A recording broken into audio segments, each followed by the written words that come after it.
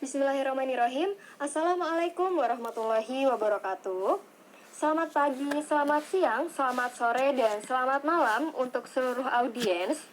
Sebelumnya kami ucapkan banyak terima kasih untuk Bapak Ahmad Tahir, SHI, SH, LLM, MA sebagai dosen pengampu mata kuliah hukum pidana. Dan juga kami ucapkan banyak terima kasih untuk teman-teman yang sudah berkenan untuk hadir di kelas hari ini dan sudah berkenan untuk menyimak presentasi kami dari awal hingga selesai. Sebelumnya perkenalkan kami yang beranggotakan Sani Afikah Najla, Amalia Nur Sabrina, Hanesi Sekaroja, Laras Anggun Pinasti, dan Anggita Hani Fitriana. Di sini kami akan mempresentasikan materi dari hukum pidana dan kami mengambil judul kedudukan hukum pidana adat dalam pembentukan hukum pidana nasional. Di sini kami akan membandingkan hukum pidana adat yang ada di Bali dengan hukum pidana nasional yang sudah ada saat ini. Oke, langsung saja kita masuk ke materinya. Materi berikut akan disampaikan oleh presentator. Waktu dan ruang disilakan.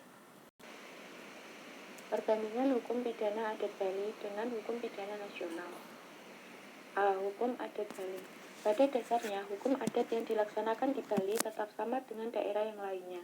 Hanya saja di Bali pelaksanaannya lebih terbuka dibandingkan dengan daerah lain, di mana hukum adat ini diberlakukan sebagaimana prinsip dan kebiasaan yang ada pada masyarakat hukum adat di Bali. Prinsip yang digunakan oleh masyarakat adat Bali dalam menjalankan hukum adatnya adalah sebagai berikut. 1. Kepatuhan dan keseimbangan merupakan asas umum yang ada pada masyarakat hukum adat yang memiliki paham komunal. Masyarakat yang memiliki paham ini biasanya mementingkan kebersamaan dan juga kerukunan dan masyarakat akan lebih mengedepankan kepentingan umum dibandingkan kepentingan individu. 2. Trimurti sebagai keyakinan. Keyakinan ini dipercaya oleh masyarakat adat Bali yang mengatur tentang perjalanan hidup manusia seperti lahir, hidup, dan mati. Ketiga hal ini dijalankan oleh seluruh manusia dan hal ini diimplementasikan dalam ajaran Trimurti. Dan masyarakat juga mempercayai adanya 3 dewa dalam kehidupan, yakni Brahma, Wisnu, dan Siwa.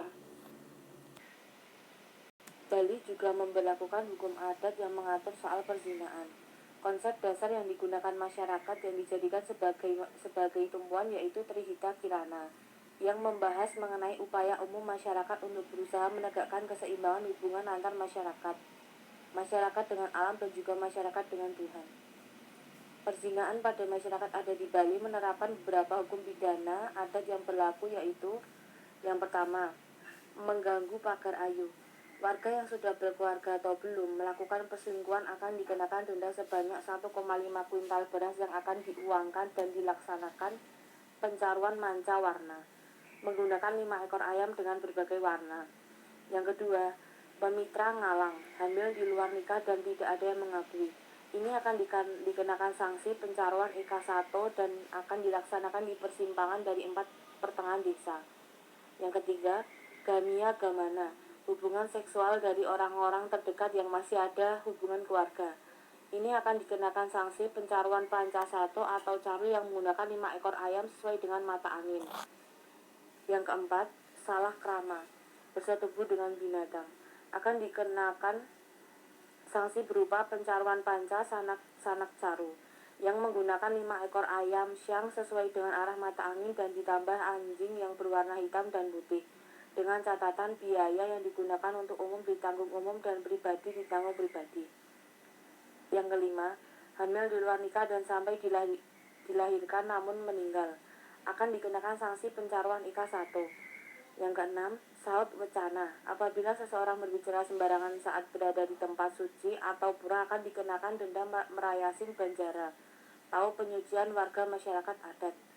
Yang ketujuh, apabila ada masyarakat yang berkelahi sampai mengeluarkan darah akan dikenakan denda pencaruan manca warna, dan pencaruan ini akan dilakukan di tempat perkelahian. Selanjutnya mengenai hukum pidana nasionalnya.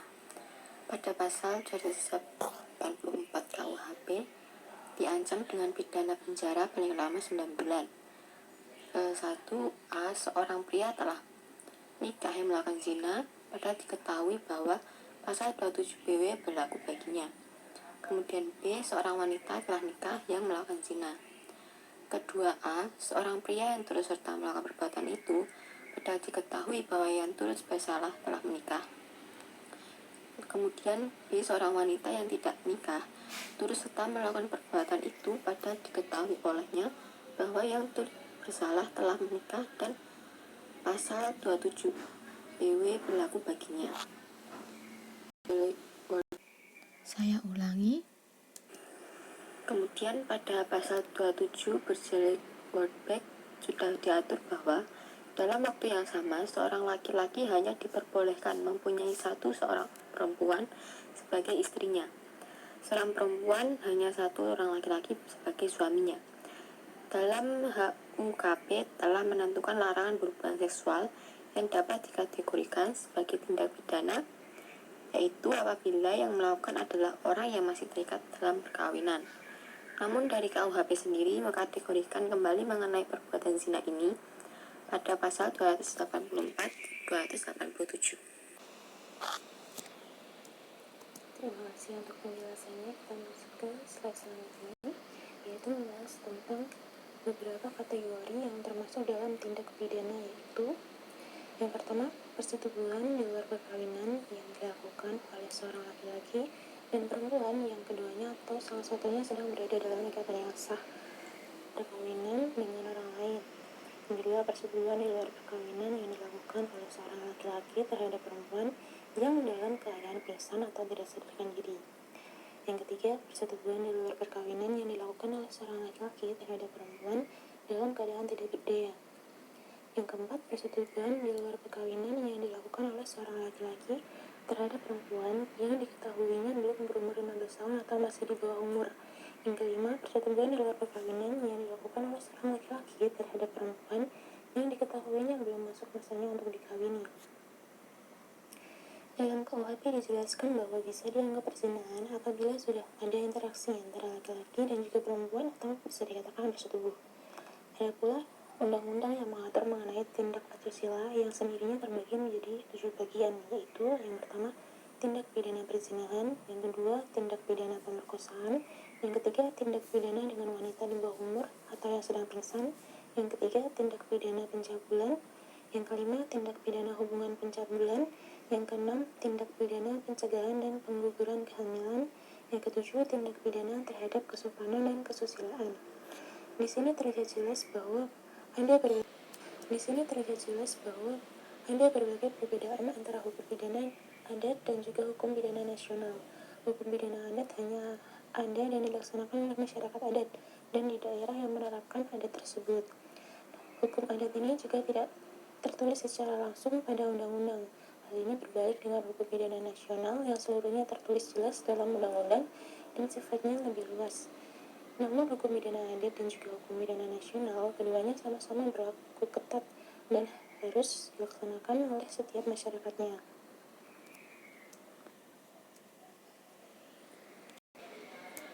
Oke baik, setelah kita menyimak dari materi yang sudah disampaikan oleh presentator tadi, dapat kita simpulkan bersama bahwa kedua hukum yang berlaku ini, hukum pidana adat dan hukum pidana nasional, keduanya merupakan hukum yang sama-sama kuat dan mereka sama-sama berlaku tegas bagi masyarakat yang seharusnya menjalankan hukum ini.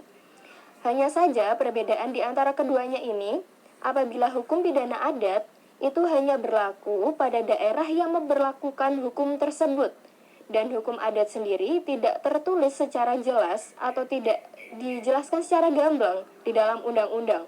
Contohnya seperti Bali yang kita bahas pada materi tadi. Di Bali pun hukum adatnya tidak seluruhnya mengatur masyarakat yang ada di situ. Maksudnya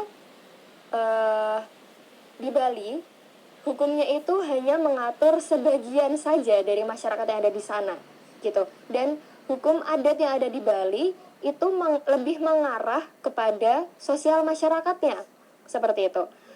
Lalu berbeda dengan hukum pidana nasional yang seluruhnya itu sudah tertulis secara jelas di dalam undang-undang pada pasal yang sudah disebutkan di atas, yaitu pasal 284 KUHP.